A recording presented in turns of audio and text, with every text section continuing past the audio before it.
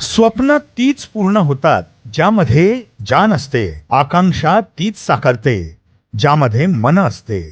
नायक तेच ठरतात जे स्वतःला लायक करतात. मात्र जिंकण्याची प्रचंड इच्छाशक्ती असणारे विनायक बनतात. 24 ऑगस्ट 1991 रोजी लातूर नगरीत श्री प्रकाशराव आणि प्रतिभा या दाम्पत्याच्या पोटी एक तेजस्वी रत्न जन्माला आलं. ते म्हणजे विनायक. घरात 3 बहिणींचा एकमेव लाडोबा भाऊ. बालपणापासूनच आत्मविश्वास, अभ्यासात अतिशय हुशार. लातूरमधील केशवराज विद्यालय येथून शिक्षण घेत 10वी आणि 12वी मध्ये अतिउत्तम गुण मिळवले. 12वी नंतर पेट्रोकेमिकल इंजिनिअरिंगची पदवी पूर्ण केली. इंजिनिअरिंगचे शिक्षण पूर्ण करत असताना अभिनयामध्ये त्यांना प्रचंड आवड निर्माण झाली. त्यातही श्वान हा त्यांचा आवडता प्राणी. जन्मजात सौंदर्य आणि तेज लाभल्याने त्यांच्या मॉडेलिंगला आणखीच स्फुरण चढले. पुढे IBM सारख्या नामांकित कंपनीत मोठ्या पगाराची नोकरी मिळाली. परंतु विनायकला मात्र वेगळेच लक्ष खुणावत होते, ते म्हणजे भारतीय प्रशासकीय सेवा. त्यामुळे त्यांनी नोकरी सोडून UPSC करण्याचा निर्णय घेतला.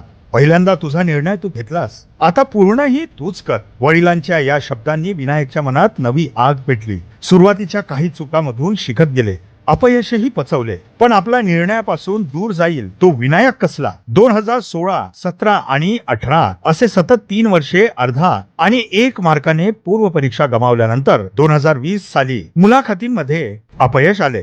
पण त्याच वेळी ठामपणे निश्चय करून इंस्टाग्रामवर पोस्ट केली. यावेळेस डायव्हर्स इंडियन अंतिम यादीत पोहोचू शकला नाही. यश थोडं पुढे ढकललं गेलं आहे, पण मी पुन्हा येईन. अहो आश्चर्यमय. आणि 5व्या वेळी असा पंच मारला की भारतातून पहिल्या 100त येण्याचा बहुमान मिळवला. निकाल बघताच जोरात आरोळी ठोकली. बाबा, तुमचा मुलगा कलेक्टर झाला. आणि आई वडिलांच्या आनंदाला पाराच उरला नाही. मग काय, गल्लीपासून दिल्लीपर्यंत सत्कार आणि पुष्पगुच्छ यांची रिघच लागली. मसुरी येथील प्रशिक्षण पूर्ण करून केंद्र शासनाचे सेवेत असिस्टंट सेक्रेटरी तर नंदुरबार जिल्ह्यात प्रकल्प अधिकारी म्हणून काम केले. हिंगणघाट येथे उपविभागीय अधिकारी असताना जिल्हाधिकारी राहुल कर्डिले यांच्यासोबत अनेक नाविन्यपूर्ण काम केले. UPSC सारख्या जगातील सर्वात अवघड परीक्षांचा अभ्यास करत असताना विनायक डायव्हर्स इंडियन झाले. आपली बुद्धिमत्ता, सौंदर्य आणि अभिनय यामुळे अनेक तारकांच्या त्यांच्या मसुरीतील काही सहकारी यांच्या हृदयाचे धडकन बनलेले विनायक शेवटी 18 डिसेंबर 2023 ला काश्मीरच्या रूपवान अशा डॉक्टर चंद्रिकाला मिळाले. त्यानंतर 2 सप्टेंबर 2024 रोजी आपण मुख्य कार्यकारी अधिकारी या पदावर रुजू झाले. रुजू झाल्यापासूनच आपण माननीय आयुक्त विजयालक्ष्मी बिदरी मॅडमच्या नेतृत्वाखाली प्रशासनातील बारकावे शिकत आहेत.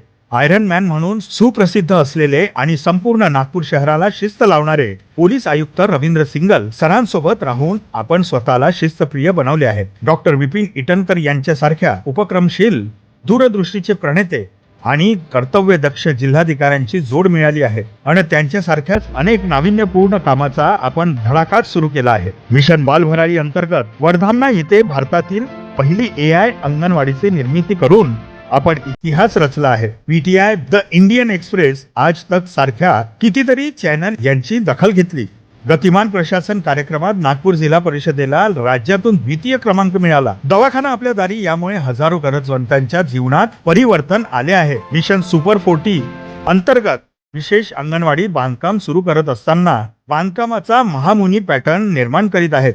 डिजिटल ग्रंथालय यासारख्या महत्वपूर्ण कामाने आपण अख्ख्या राज्याचे लक्ष वेधून घेतले आहे. आदरणीय सर, आपल्या या कार्यात आम्ही सदैव आपल्या सोबत आहोत. आपल्या हातून असेच उत्कृष्ट कार्य यापुढेही घडावे, यासाठी आपल्याला मंगलमय जन्मदिनी जिल्हा परिषद नागपूर परिवाराकडून कैलास पर्वता एवढ्या शुभेच्छा. शेवटी एकच नायक, विनायक.